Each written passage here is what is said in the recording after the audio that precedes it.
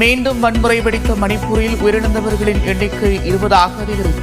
13 சட்டமன்ற உறுப்பினர்களின் வீடுகள் சூறையாடப்பட்ட நிலையில் உள்துறை அமைச்சர் அமித் ஷா அவசர ஆலோசனை.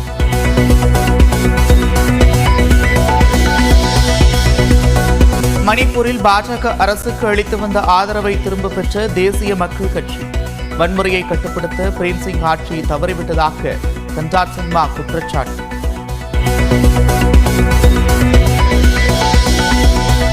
நைஜீரிய நாட்டின் உயரிய விருது வழங்கி நரேந்திர மோடிக்கு கௌரவம்.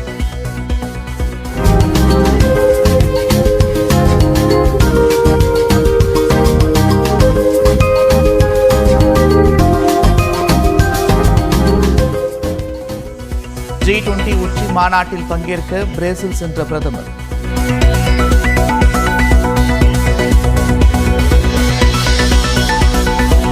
மகாராஷ்டிர சட்டப்பேரவை தேர்தல் பரப்புரை இன்று மாலையுடன் நிறைவு. நாளை மறுதினம் வாக்குப்பதிவு நடைபெற இருக்கும் நிலையில் ரோட் ஷோ சென்று ஆதரவு திரட்டிய பிரியங்கா காந்தி.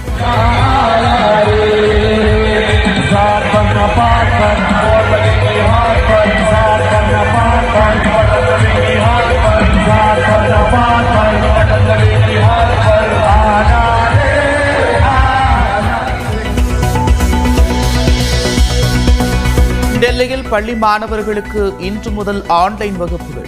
காற்று மாசை கட்டுப்படுத்த 4ஆம் கட்ட திட்டத்தை அமல்படுத்திய அரசு.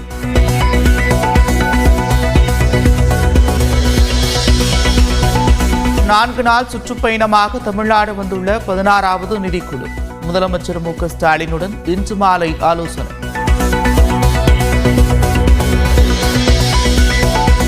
உலகக்கோப்பை கேரம் போர்டு போட்டியில் சாம்பியனான சென்னையைச் சேர்ந்த காசிமா ஆட்டோ ஓட்டுநரின் மகள் சர்வதேச அரங்கில் சாதனை.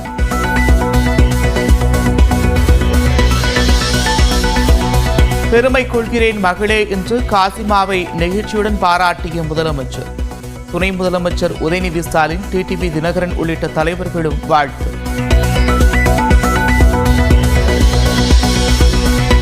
வருமான வரித்துறை சோதனைக்கு அஞ்சி பாஜக உடனான கூட்டணி நிலைப்பாட்டிலிருந்து எடப்பாடி பழனிசாமி பின்வாங்கியிருப்பதாக உதயநிதி விமர்சனம். இன்னும் ஒரு ரைடு நடந்தா போதும், அதிமுகவை பாஜகவோட இணைச்சாலும் இணைச்சிருவாரு. சோதனையை பார்த்து அதிமுகவிற்கு பயமில்லை என்று எடப்பாடி பழனிசாமி பதில். பாரதிய ஜனதா அரசோடு ஒத்து போவீங்கன்னா இவர்கள் கொள்ளையடித்த பணத்திற்கு வழக்கு போட்டுருவாங்க. ரெய்டு எங்களுக்கு வராது, உங்களுக்கு தான் வரும்.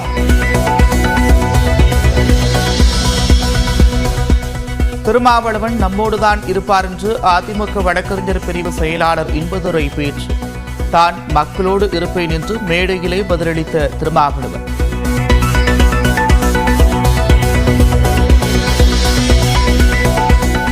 தமிழக வெற்றிக் கழகத்தின் தலைவர் விஜய் தருமபுரி மாவட்டத்தில் போட்டியிடுவார் என்று கட்சி நிர்வாகி பேச்சு. உற்சாகமடைந்த தொண்டர்கள் கரகோஷம். தருமபுரி 5 சட்டமன்ற தொகுதியில் 234 தொகுதியில் நம்முடைய தலைவர் தளபதி அவர்கள் தருமபுரி சட்டமன்றத்தில்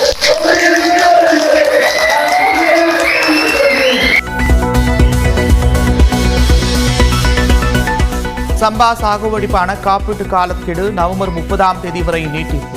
தமிழ்நாடு அரசின் கோரிக்கையை ஏற்று மத்திய அரசு நடவடிக்கை.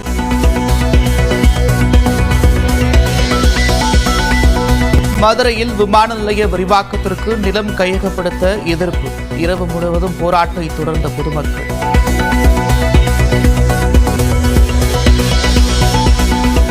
தெலுங்கர்கள் குறித்து அவதூறாக பேசிய வழக்கில் கைதான நடிகை கஸ்தூரி புழல் சிறையில் அடைப்பு. நீதிபதியிடம் கெஞ்சியவர் வாகனத்தில் ஏறும் முன்பு முழக்கு.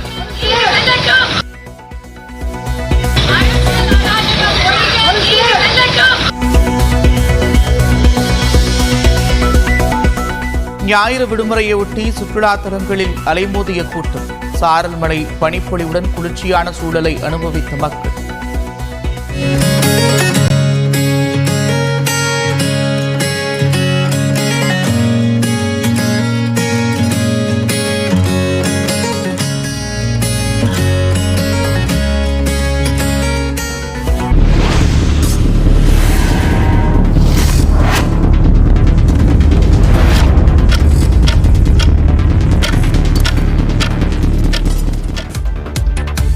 மீண்டும் மணிப்பூர் பற்றி எரியும் நிலையில் மத்திய உள்துறை அமைச்சர் அமித்ஷா அவசர ஆலோசனை மேற்கொண்டார்.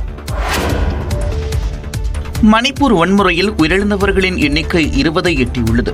இடஒதுக்கீடு பிரச்சனையால் பற்றி எறிந்த மணிப்பூரில் வன்முறை சம்பவங்கள் அவ்வப்போது நிகழ்ந்து வந்த நிலையில் தற்போது மீண்டும் அதிகரித்துள்ளன.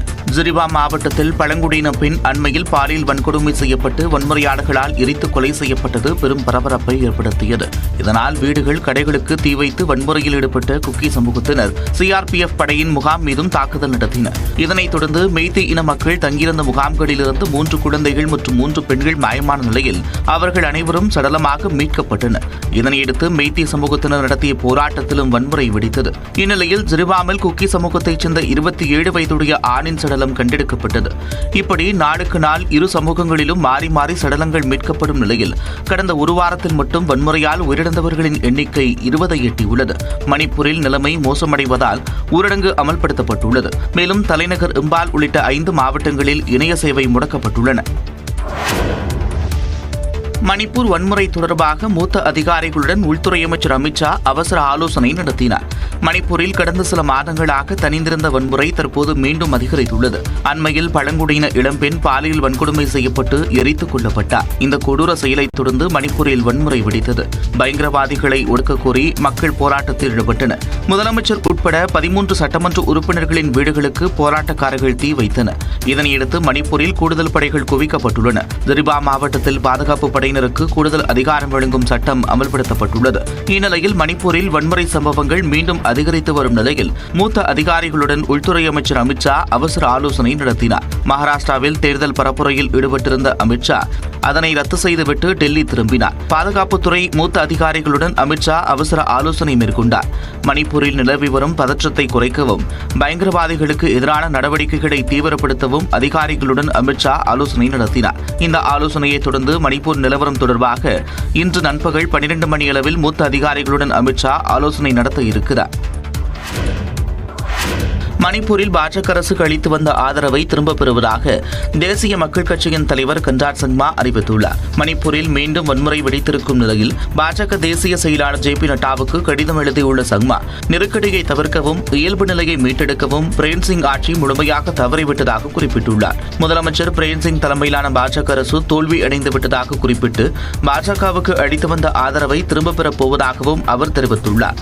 மாநிலத்தில் உள்ள மக்கள் பெரும் துன்பங்களுக்கு ஆளாகியுள்ளனர் என்றும் தற்போதைய சூழ்நிலையை மனதில் கொண்டு தேசிய மக்கள் கட்சி மணிப்பூர் மாநிலத்தில் பிரேம்சிங் அரசுக்கு அளித்து வந்த ஆதரவை உடனடியாக திரும்பப் பெற முடிவு செய்திருப்பதாகவும் அவர் குறிப்பிட்டுள்ளார். 60 உறுப்பினர்களை கொண்ட மணிப்பூர் சட்டப்பேரவையில் தேசிய மக்கள் கட்சிக்கு 7 சட்டமன்ற உறுப்பினர்கள் உள்ளன. பாஜக மட்டும் 32 சட்டமன்ற உறுப்பினர்களை வைத்துள்ளதால் தேசிய மக்கள் கட்சி தங்களது ஆதரவை திரும்பப் பெறுவதால் ஆட்சிக்கு எந்த பாதிப்பும் இல்லை என்பது குறிப்பிடத்தக்கது.